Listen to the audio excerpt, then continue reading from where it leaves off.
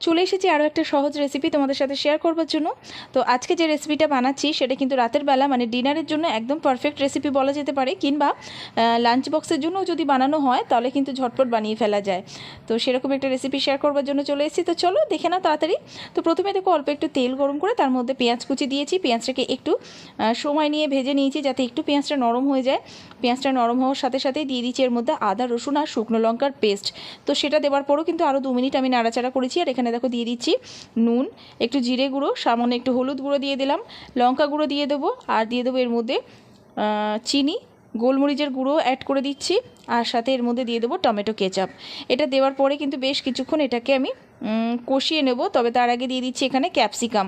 তো ক্যাপসিকামটা এখানে মেন বলা যেতে পারে, ক্যাপসিকাম আর পনির। তো পনিরটা আমি পরে অ্যাড করব। তো দেখতেই পাচ্ছ এখানে ক্যাপসিকামটা দেবার পর বেশ কিছুক্ষণ সময় নিয়ে গ্যাসটা মিডিয়াম টু লো ফ্লেমে দিয়ে একটুখানি ভেজে নিচ্ছি, মানে সবজিটা একটু কষিয়ে নিচ্ছি বলা যেতে পারে।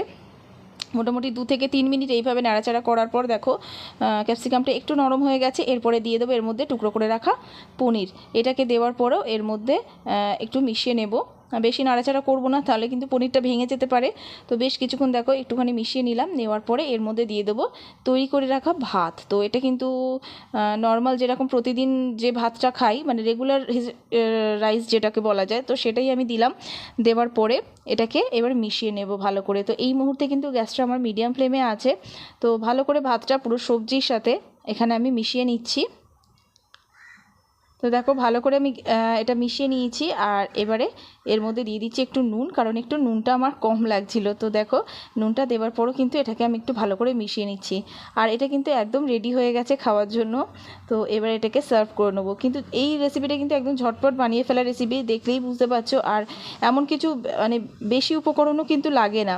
তো সকালবেলা যদি লাঞ্চ বক্সের জন্য এরকম একটা রেসিপি বানানো যায় তাড়াতাড়ি হয়ে যায়, কিংবা ডিনারের জন্য বেশি মানে রান্নাবান্না করতে ইচ্ছা করছে না, তখন কিন্তু এই ধরনের রেসিপি ঝটপট বানিয়ে ফেলা যায়।